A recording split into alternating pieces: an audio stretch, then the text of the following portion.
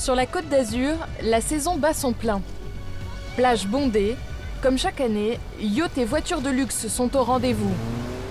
Mais surtout, des millions de touristes continuent d'affluer sur l'autoroute A8, la fameuse Provençale. Bruno et ses collègues poursuivent la chasse au danger public. Il y a quoi là? C'est quoi? C'est une machine à laver? Un canapé, même pas 50 kilos, le canapé, même pas. Donc c'est un risque d'éclatement des pneus et puis des suspensions et tout ce genre de choses. Face aux automobilistes inconscients, Jérôme ne fait pas de cadeaux. Moi, vous touchez au portefeuille des gens, ils comprennent tout de suite. Du côté de Sylvain, les accidents graves se succèdent. Je crois qu'il y a un petit peu de sang dessus, donc je me protège.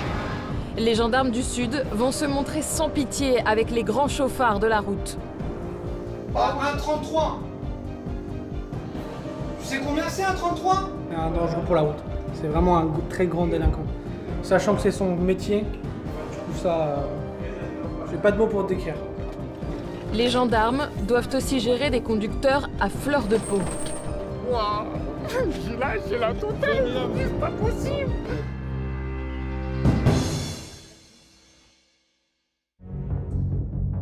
Il est 18h30. Sur cette aire de l'autoroute A8, cela fait déjà maintenant plusieurs minutes que les gendarmes contrôlent un chauffeur de camion bulgare en état d'ébriété. Alors qu'il tentait de se garer, l'homme a percuté un terre-plein. On va aller avec lui prendre les papiers du camion, on va l'amener au bureau. Avant de l'emmener à la caserne pour déterminer son taux exact d'alcoolémie, Vincent et Adam veulent d'abord constater les dégâts qu'il a occasionnés. Allez, on va les traces de pneus. Il a voulu rentrer au niveau du parking véhicule, donc il s'est encastré là, au niveau accroché de la bordure, là et là. Et là. Ah oui, là, normalement, c'est une entrée pour voiture. Il y a un gros panneau ici, juste là. Et vu son état, il a vu la première bretelle, il s'est engouffré dedans. Sauf que c'était pas pour lui. Voilà. Bon, ok, comme ça, on le fera. En fait, le routier a surtout endommagé son propre véhicule. Et il n'y est pas allé de main morte. Ah ouais, quand même. Il a pas mangé... Non, il s'est pris le terre-plein central, là. Il s'est mis dedans et mes collègues l'ont arrêté, il a fait demi-tour et puis voilà, il s'est posé là. Ah ouais, c'est impressionnant, là. C'est un chauffeur professionnel, donc il doit savoir ce qu'il fait. Et en plus, en conduisant des camions de 40 tonnes, si déjà il inverse, enfin il se trompe dans le parking voiture et poids lourd, je crains pour les usagers de l'autoroute. S'il a du mal à conduire là à l'arrêt, alors sur l'autoroute, c'est un vrai danger pour tout le monde.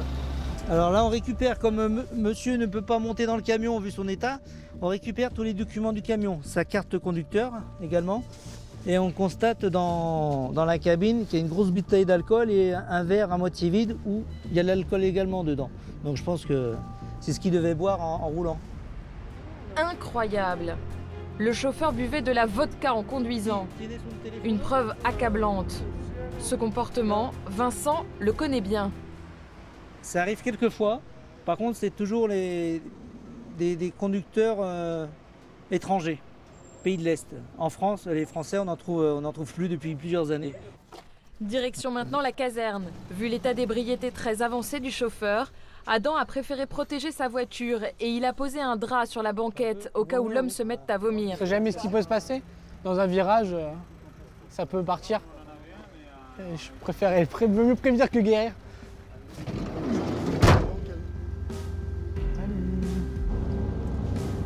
Mais je pense que là, même s'il est alcoolisé, il se rend compte de ce qu'il vient de faire. Donc on le laisse réfléchir, on le laisse dans son coin et seulement après on verra.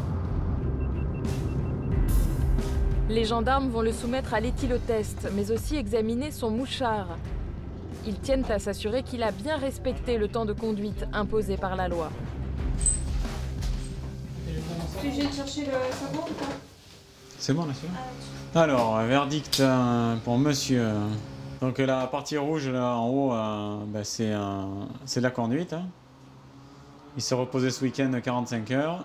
Ce matin, il a commencé la journée là, à 3h15 à peu près. Il s'est fait toute une journée de conduite là. Et puis là, à 14h07, il s'est arrêté jusqu'à 18h30. De 14h à 18h30 en fait, c'est là qu'il a picolé un coup. Et après, il a reconduit là. Le chauffeur n'a donc pas respecté son temps de repos. Et après une journée entière de conduite, il s'est arrêté 4 heures pour boire de la vodka, puis il a repris la route en état d'ébriété. Quel est son taux d'alcoolémie? Les gendarmes ne vont pas en croire leurs yeux. 1,33.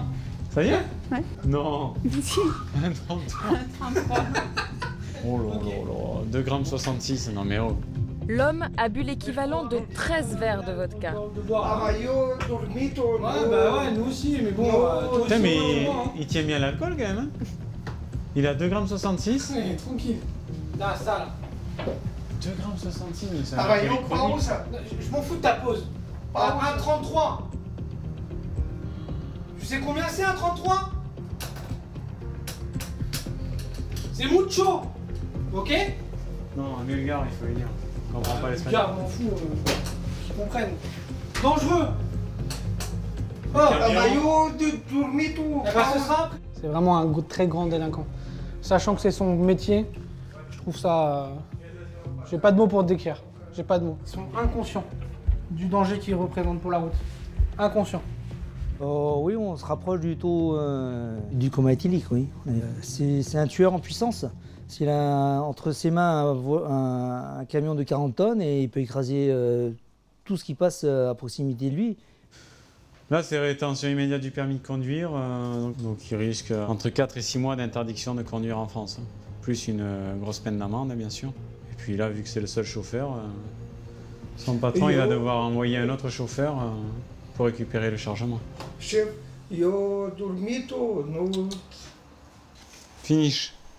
Le routier bulgare s'expose à une sanction exemplaire. Il est déjà sûr d'avoir un retrait de permis de plusieurs mois, mais le juge risque aussi de prononcer une condamnation beaucoup plus lourde. Il a l'air sage. Hein. Comme le veut la procédure, les gendarmes le conduisent aux urgences. Compte tenu de son état, ils ont besoin d'un certificat médical autorisant la garde à vue dans une cellule de dégrisement pendant toute la nuit. On a trouvé un beau spécimen. Au volant d'un 38 tonnes. 2 grammes 66 d'alcool. Donc il faudra mettre double protection sur le drap parce que il y a longtemps qu'il n'a pas pris de douche, je crois. Voilà, installez-vous là, l'infirmière va vous prendre attention, allez-y. Le cadeau. Comme il a l'air d'être habitué à boire. Oui, je pense. Parce que quand on est il à tient 2 bien. grammes 66 comme ça. Oui, il tient bien là. Plutôt, Ah, on en voit qui sont, même avec un peu plus, qui sont très bien. Et les gens qui sont très habitués à boire, eh ben, ils sont debout. Hein, ouais. Et en l'examinant, le médecin va faire une drôle de découverte. Ça gratte? Ça gratte? Peut-être la gaz. Ah oui, il a des plaques. L'homme pourrait avoir la gale, une maladie contagieuse qui ne rassure pas Bruno. Ça me gratte de partout maintenant. Ah, mais c'est clair. Quant au médecin, elle s'empresse de désinfecter son matériel. Malgré ce diagnostic, les gendarmes repartent à la caserne avec un certificat médical. Le conducteur pourra passer la nuit en cellule de dégrisement. Donc là, on a un certificat médical de compatibilité avec une mesure de garde à vue et surtout placement en chambre de sûreté. Hein. Bon, il faut qu'on se protège aussi parce qu'il y a une suspicion de gale sur l'individu, donc on n'a pas envie de l'attraper nous aussi. C'est un peu les risques du métier. Quoi. La nuit suffira-t-elle à faire baisser le taux d'alcoolémie du chauffeur pour l'auditionner? Rien n'est moins sûr. Comment ça, je vais venir le ranger après? Vas-y, ferme. Non? Bah non, je vais venir le mettre de la bombe et tout. Ah ouais? Ah ouais, Ce soir, chez les gendarmes, aucun volontaire pour la palpation. L'homme ne porte rien susceptible de causer un danger. Le lendemain matin, une autre équipe a pris le relais dans la caserne. Le chauffeur est-il enfin apte à s'expliquer? Comme prévu, les gendarmes vont vérifier son taux d'alcoolémie. Faire souffler ce matin parce que pour être sûr qu'il soit en mesure d'être auditionné et de comprendre qu'il est placé en garde à vue pour une infraction qu'il a commise cette nuit, donc enfin hier soir. Pour ça, il faut absolument que le taux soit en dessous de la norme. Mais malheureusement, il est à 0,40. Donc vous lui expliquez qu'on va le remettre en cellule. Les gendarmes ont fait venir une interprète bulgare, mais il ne peut toujours pas être auditionné. Je me doutais que ce serait pas forcément tout de suite maintenant, mais j'étais prête. C'est pas grave, hein, je serai plus prête encore tout à l'heure. Hein. C'est pas gênant. Alors pour accélérer les opérations et l'entendre, les gendarmes lui donnent à manger. Mais le menu n'est pas au goût de ce monsieur.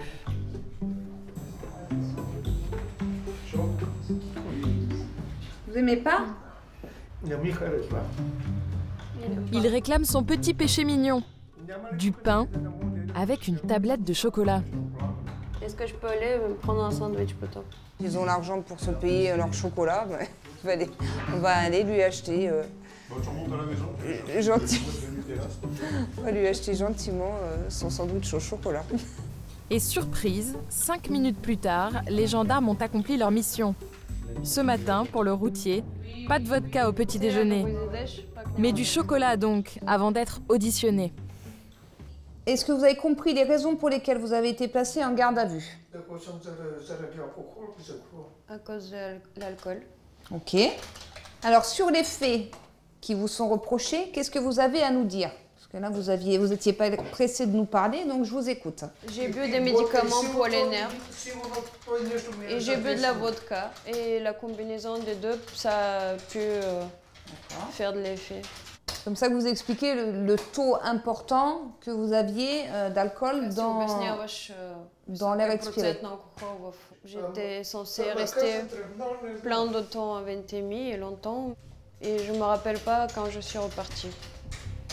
Chargé d'alcool, le chauffeur est incapable de rassembler ses souvenirs. Il ne s'explique pas pourquoi il a quitté Ventimille en Italie où il devait passer la nuit. Un trou noir qui aurait pu coûter la vie à des dizaines de personnes. Toutes les personnes qui ont roulé autour de lui ont eu énormément de chance. Et encore, on s'en sort bien, monsieur. Vous êtes en garde à vue juste parce que vous conduisiez sous l'emprise d'un état alcoolique. Imaginez juste ce que ça aurait pu faire. Ah ouais, non mais... Ouais. Essayez de le visualiser. C'est fini avec l'alcool, ouais. C'est fini. Bah, de toute façon, je pense que oui, ça va être fini pendant un certain temps. C'est пострадал уйти. C'est bon, merci. Anne-Julie va transférer le prévenu devant le procureur. Elle a le sentiment du devoir accompli. Moi, personnellement, j'aime prendre une affaire de A à Z. Hein, donc, mener le prévenu devant le procureur de la République, ça ne me pose aucun problème, bien au contraire. Au tribunal de grande instance de Nice, le procureur ne fait preuve d'aucune indulgence. Jugé en comparution immédiate, ce chauffeur bulgare reçoit une condamnation d'1 mois de prison ferme, avec mandat de dépôt et 8 mois d'interdiction de conduire en France. En été, les gendarmes passent la majeure partie de leur temps sur l'autoroute A8. Mais une partie de leur mission les conduit de temps à autre dans les villages de l'arrière-pays niçois. Ce jour-là, Jérôme et ses collègues se sont postés au rond-point d'une petite commune. Les vacanciers viennent de finir de déjeuner. L'heure critique pour les contrôles d'alcoolémie. Bonjour monsieur, contre-gendarmerie, vous pouvez baisser votre vitre s'il vous plaît? Contrôle d'alcoolémie, je vous demande de souffler, ça dure 4 secondes monsieur. Le contrôle se passe pour le moment sans accroc, quand tout à coup, cette conductrice interpelle les gendarmes. Elle a aperçu un jeune homme qui maltraite sa compagne à 500 mètres de là. Jérôme et ses collègues se précipitent sur les lieux. s'est arrêté pour signaler qu'un jeune homme maltraitait un peu sa copine là. Le scooter là. Un souci monsieur? Ouais. Qu'est-ce qui s'est passé? Rien, Qu'est-ce qui s'est passé? C'est une dispute de couple. Ouais, et que vous avez fait une dispute de couple, vous n'êtes pas en couple déjà, mais jusqu'à preuve du contraire, qu'est-ce qui vous a tapé, mademoiselle? Non, il m'a pas tapé. D'accord? Je l'ai pas vous êtes sur la voie publique, ouais, ok monsieur. Je vous explique rapidement, d'accord? Il y a tout le monde qui nous signale que vous êtes en train de... que ça se passe mal, donc je viens. On est ok? Non, mais présentez une pièce d'identité. Présentez-moi une pièce d'identité. Avez-vous consommé du cannabis ou d'autres produits ces derniers temps? Ah, hier soir, oui, j'en ai consommé. Bien, on va faire un petit test, ça vous dérange pas? Le conducteur est à fleur de peau. Il craque immédiatement. Ah, ça m'a gonflé.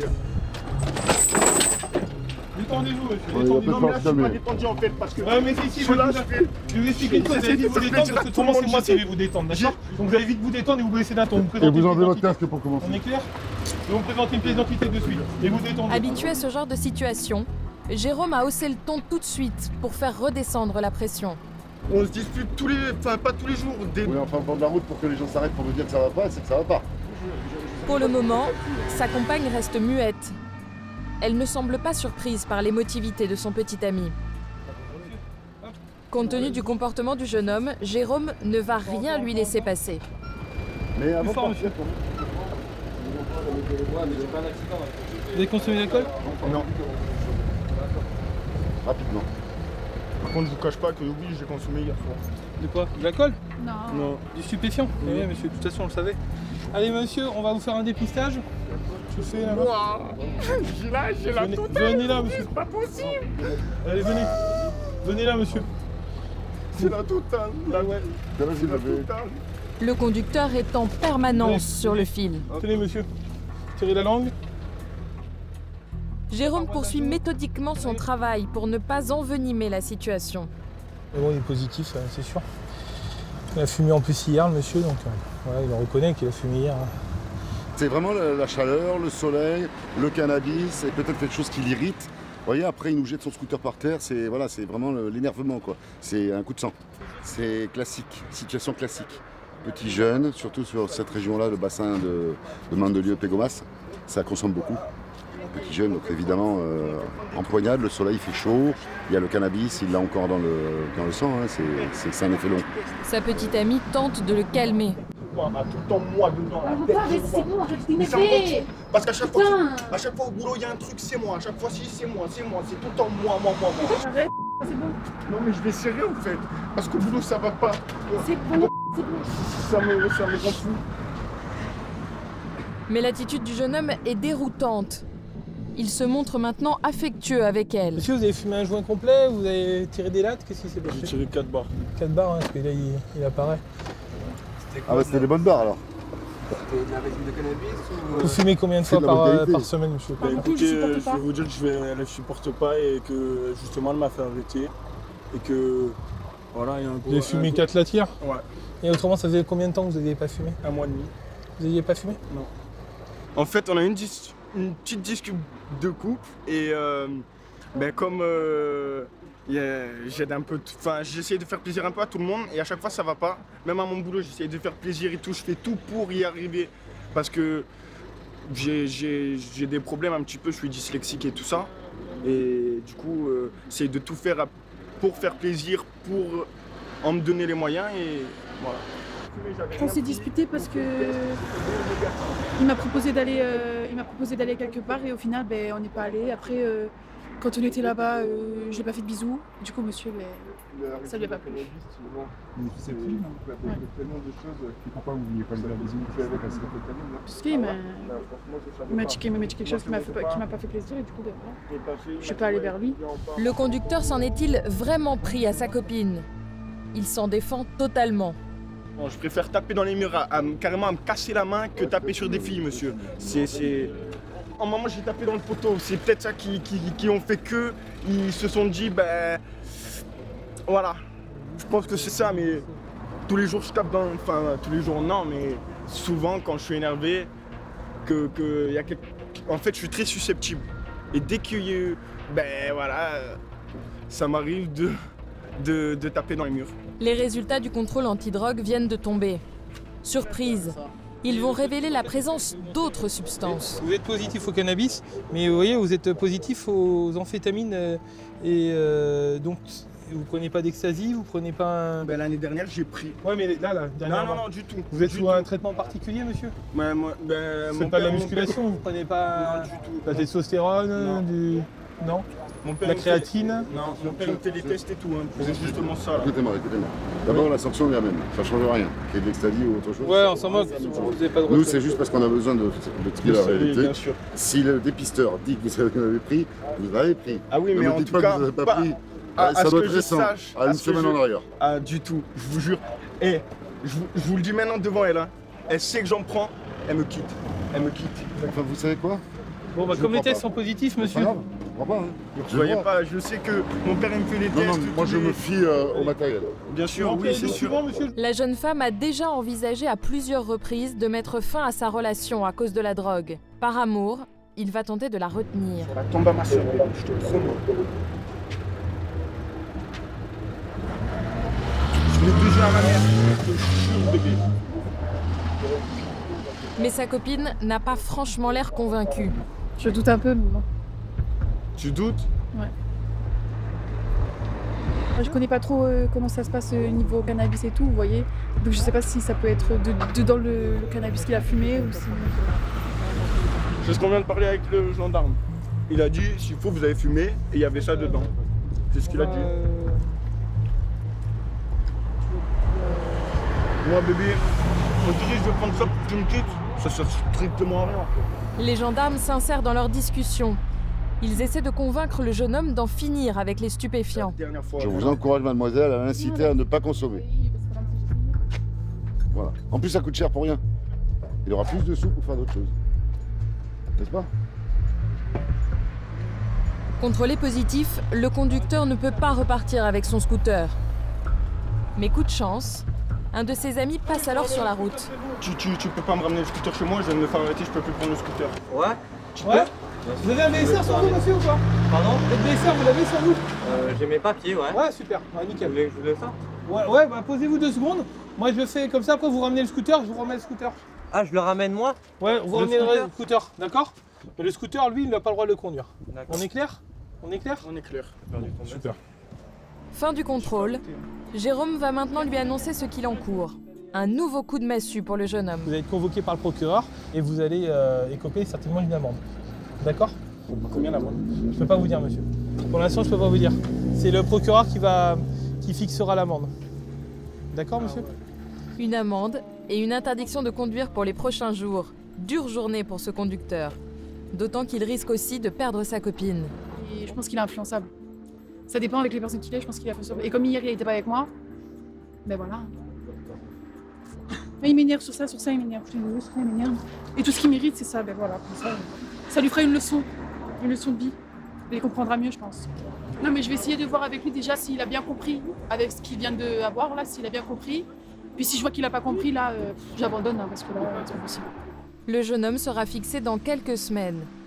Il risque une amende de 200 € et devra très probablement suivre un stage de sensibilisation aux stupéfiants.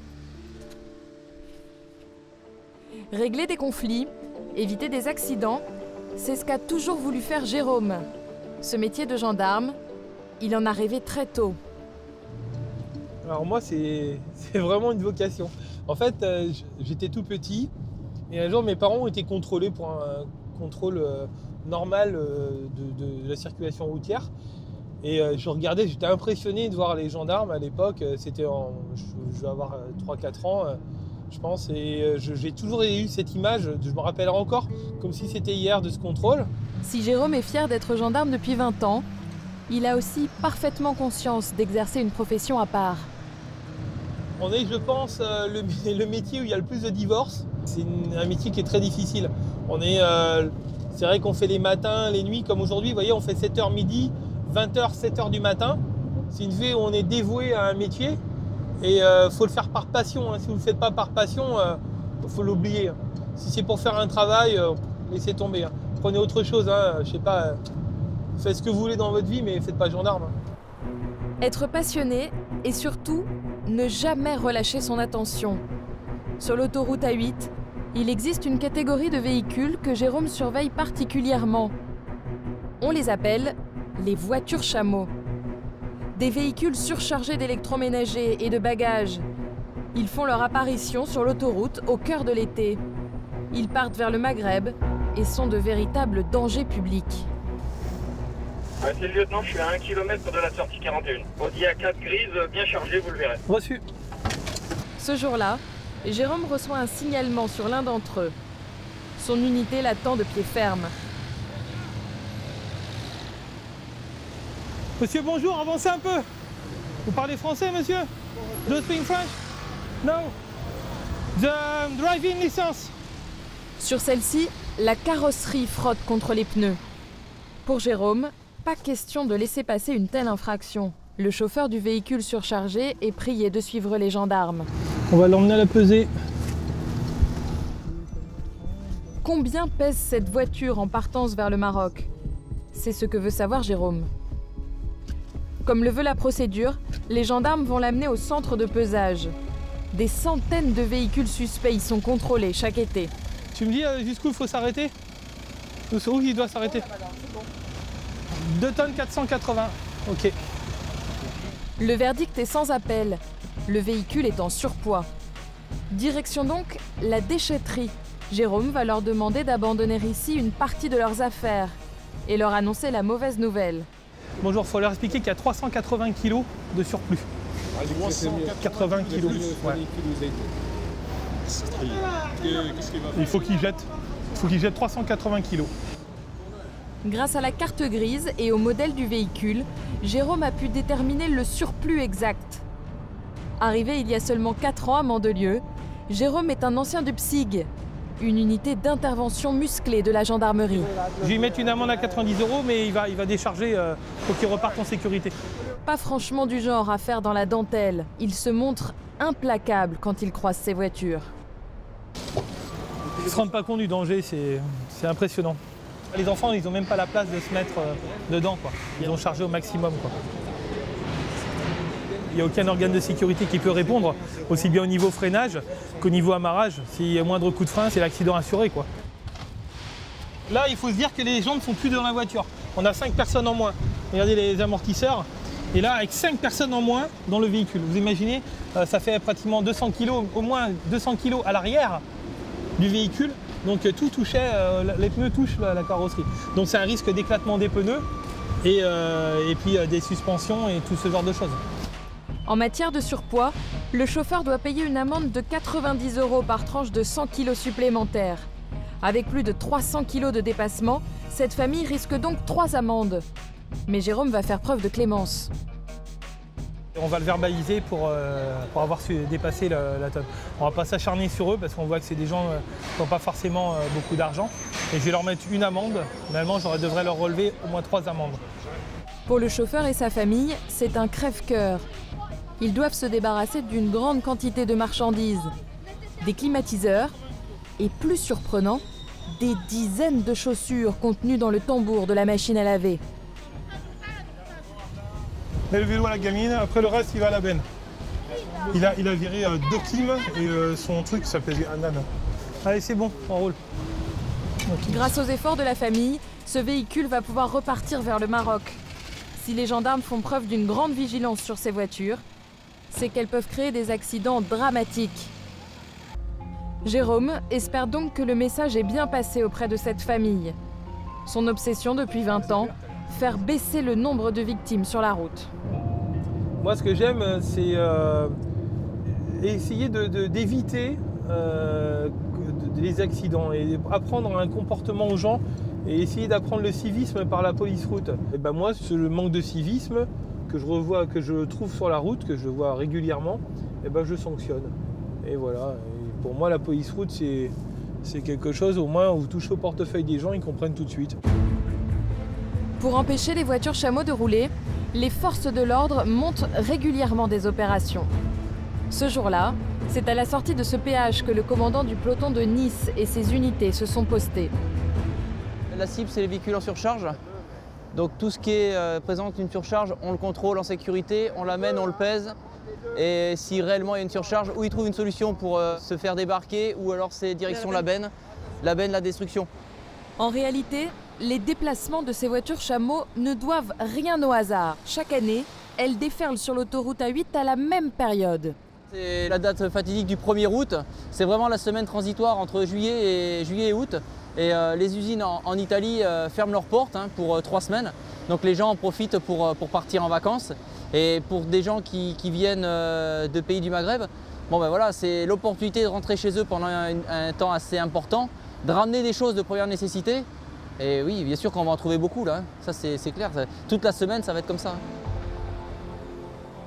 Et effectivement, après seulement quelques minutes de contrôle, les gendarmes arrêtent ces 2 véhicules. Donc là, on a le cas typique de véhicules qui sont susceptiblement en surcharge et il va falloir certainement décharger. Et quand on approche du véhicule, quand on voit la cabine arrière, elle est complètement pleine, quoi. Je veux dire, ils peuvent plus en mettre, quoi. Ils peuvent plus en mettre. Là, le passage de roue, ça frotte pratiquement sur le passage de roue. Hein. Là, ça... son problème parce qu'elle est passée dans... Elle est passée sportive. Ouais, mais j'ai compris ça, monsieur. J'ai compris que vous l'aviez équipée sportive. Il y a combien? Il y a presque 1000%. Il a 160 kg au-dessus. 160 kg au-dessus, donc il va devoir décharger 160 kg. Ça, c'est poubelle. Le message du lieutenant est clair. Mais cette famille va tenter de jeter un minimum de choses, au compte-gouttes, pour sauver sa marchandise. Une technique bien connue des gendarmes et qui n'échappe pas au lieutenant. Il n'y a pas 160 kg, il faut décharger, monsieur. Vous avez jeté 4 paquets de pâtes, 5 paquets de pâtes. Allez, réseau et pomodoro.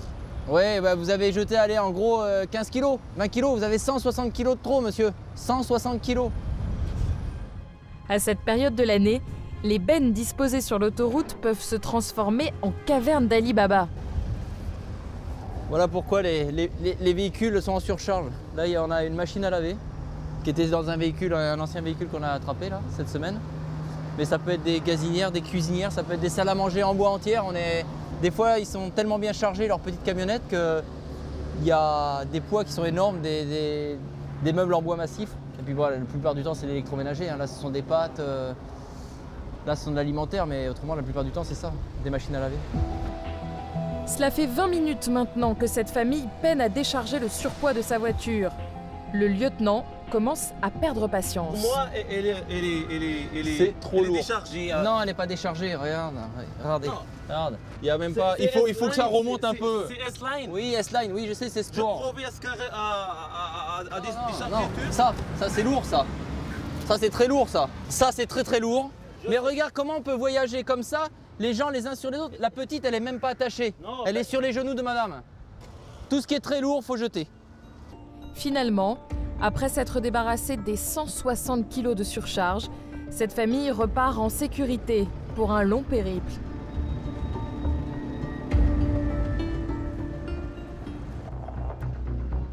Malgré ce travail, il arrive que certaines voitures chameaux échappent au contrôle. Quelques jours plus tard, c'est en pleine autoroute que les gendarmes vont tomber sur l'une d'elles.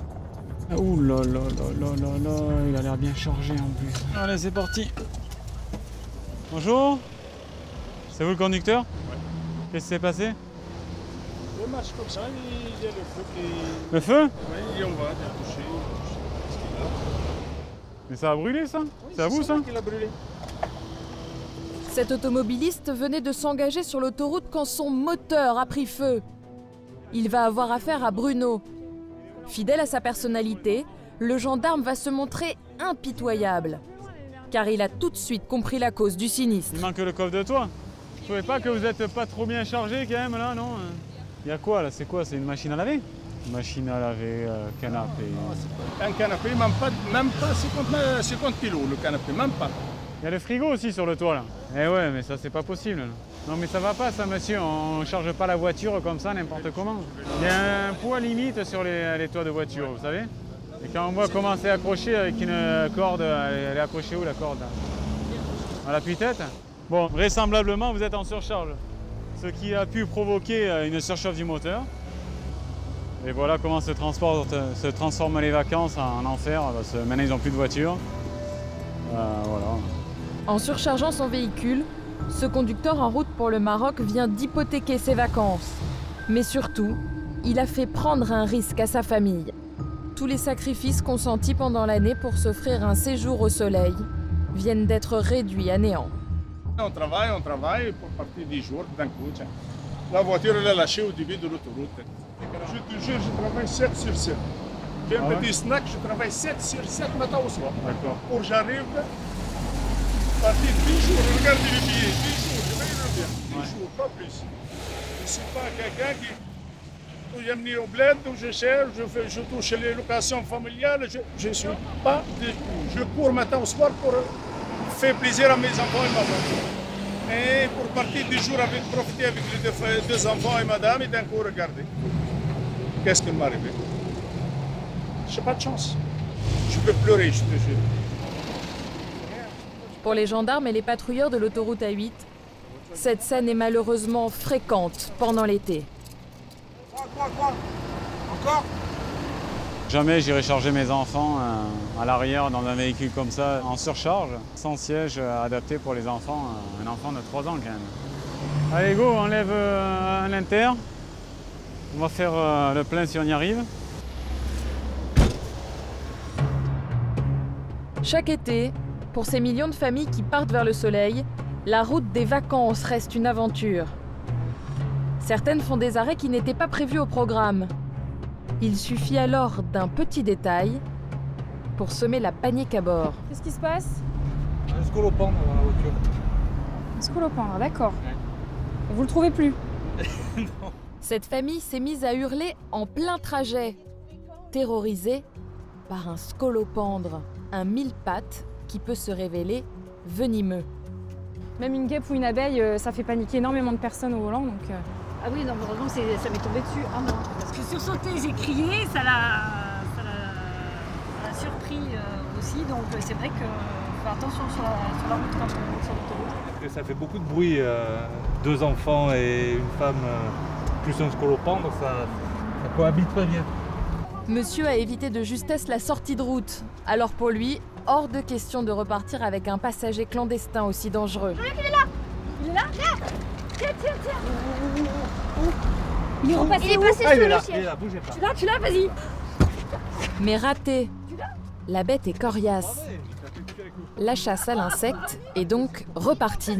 Bonjour les vacances! Ouais, immobilisé par un mauvais scolopendre. Oui, il est là. Bon, tu l'as! Tu l'as! Cette fois, le mille-pattes a rendu l'âme. Tout le monde est sain et sauf. La famille peut repartir pour des vacances bien méritées. Demain, c'est un autre type d'épreuve qui attend les gendarmes. Il est 7 h du matin. Sur la caserne de Mandelieu, la levée des couleurs a sonné. Pour les gendarmes, c'est l'heure des premières urgences sur l'autoroute. Sylvain vient d'être appelé sur un très grave accident. Voilà, a priori, c'est un camion qui s'est renversé et qui serait immobilisé sur les 2 voies les plus à gauche de l'autoroute. On ne sait pas s'il y a des blessés, on ne connaît pas les circonstances. On va découvrir ça en arrivant. Pas de temps à perdre. Un poids lourd couché sur une autoroute, c'est un accident redouté des gendarmes. Le véhicule risque de bloquer des milliers de voitures en plein été. Sur place, un énorme bouchon est déjà formé. Le chauffeur du camion est-il encore vivant? C'est ce que veut savoir Sylvain. Il est encore dans le camion. Il est encore dans le camion? Il est blessé. Il a perdu connaissance. D'accord. Les pompiers sont déjà sur place. Le conducteur est bloqué dans sa cabine, sans réaction. Ils sont en train de désincarcérer là, le monsieur là. Il a l'air conscient, mais j'en sais pas plus. Impossible de connaître pour le moment son état de santé. Pendant que les pompiers s'affairent, Sylvain tente de recueillir les premiers témoignages. Bonjour. Vous êtes un témoin, monsieur Non, je me suis arrêté parce qu'il n'y avait personne. D'accord. Est-ce que vous avez vu l'accident se produire? Non, je l'ai vu même pas 2-3 minutes après. D'accord. J'ai vu le camion retourner. J'ai pas vu les pompiers ni les secours. Je me suis arrêté pour voir si la personne a besoin d'aide ou quoi que ce soit, quoi. Il a mal, il voulait que je le sorte. Je dis non, je vous touche pas, monsieur, les pompiers ils arrivent. Ne vous inquiétez pas, ils vont faire leur travail, c'est pas mon travail. L'autre urgence de cette situation, c'est le risque d'incendie. Car une partie du carburant s'est répandue sur le sol et que la batterie du camion fonctionne encore. Alors pour éviter qu'une étincelle embrase le véhicule, les pompiers sont sur le qui-vive. On n'arrive pas à couper les énergies, donc voilà. C'est en protection du personnel qui travaille. Voilà, on attend, là on a pris des clichés photographiques, on a relevé l'identité des témoins éventuels. Voilà, on attend que ce tour se fasse. Après 15 minutes, les pompiers ont enfin réussi à sortir la victime. Mais elle ne réagit toujours pas. La priorité de Sylvain, fouiller dans ses affaires pour l'identifier au plus vite. Pour l'instant, il y a un sac là, il n'y a pas son identité. Il faut absolument qu'on réussisse à l'identifier. Prévenir la famille. Demande-lui, il parle là. Monsieur, on a besoin de connaître votre identité. Vous les avez mis quelque part, vos papiers d'identité? Ah non, ces papiers. Tu as ces papiers? Ouais, D'accord. Regarde dans le sac jaune de derrière, dans le sac juste là, là-bas. Ah, c'est dedans. Sous la violence du choc, la cabine a été pulvérisée. Mais ça y est, les pompiers ont réussi à mettre la main sur des documents au milieu des débris. Ah, c'est des papiers, mais je crois qu'il y a un petit peu de sang dessus, donc je me protège. Avec ton appareil photo, tu peux me prendre une photo du permis, s'il te plaît? Comment ce 38 tonnes a-t-il pu se renverser? En fait, le chauffeur venait tout juste de pénétrer sur l'autoroute par cette voie d'insertion quand il a perdu le contrôle de son véhicule. À ce stade, les gendarmes n'écartent aucune piste. Regarde les traces. Ouais, on a l'impression qu'il a été s'est endormi, le mec. Non, moi je peux pas penser, mais je pense qu'il est arrivé vite. Je crois que ouais, il a pu arriver, soit s'endormi, soit il est arrivé trop vite. S'il est bien chargé, il est arrivé un peu vite. Il y a des traces, là, direct dans la... Mais pour Sylvain, il y a peut-être une autre raison à cette sortie de route. J'ai demandé au médecin du SMUR de vouloir m'informer s'il est possible de faire un dépistage de l'alcoolémie sur le patient qui est en train d'être soigné. La victime a maintenant repris connaissance. En revanche, elle est encore trop faible pour souffler dans l'éthylotest. Sylvain et ses collègues lèvent le camp pour se rendre à l'hôpital. Là-bas, ils vont faire des examens sanguins sur le conducteur. Sur l'autoroute, cela fait déjà 1 heure que la circulation est ralentie. La priorité désormais, évacuer cet énorme camion. Et ce n'est pas une mince affaire.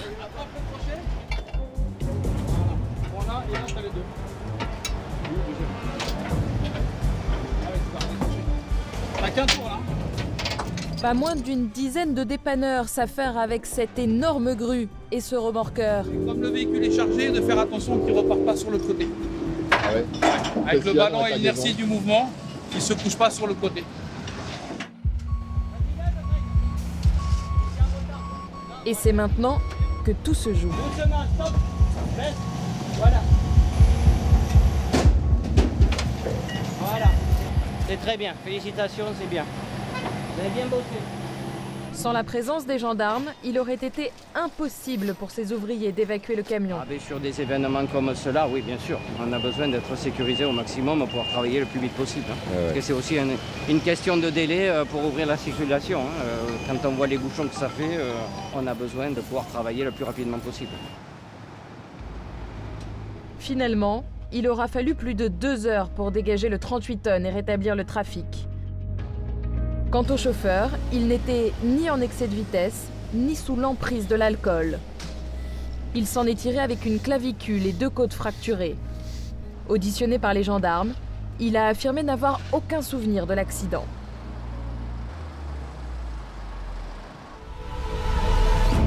Dans le prochain épisode, vous allez découvrir qu'au plus fort de l'été, la pression monte pour les gendarmes de l'autoroute A8. S'arrête à côté pour prendre des photos. Mais...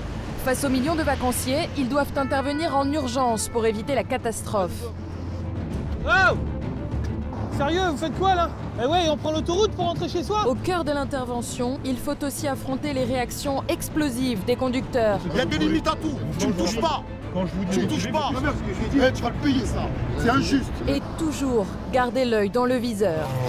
154, 154. Elle doit tourner sur Monaco. Sur cette autoroute qui relie les plus belles villes de la Côte d'Azur, ils doivent sans cesse contenir la fièvre des automobilistes. C'est un comportement typique de quelqu'un qui croit que l'autoroute est à lui et qui peut se permettre des choses parce qu'il est en vacances et il est en France. 100 jours à plein régime avec les gendarmes de l'autoroute des vacances.